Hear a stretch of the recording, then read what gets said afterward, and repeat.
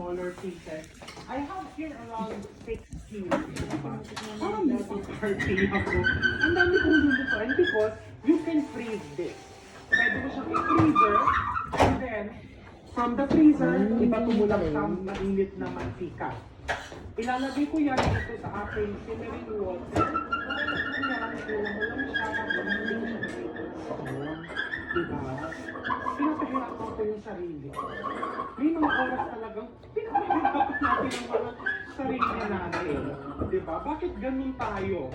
So sa kalagitnaan niyan, ilagay mo itong pounded garlic with the skin on. Dami, no? Kasi nga may farm.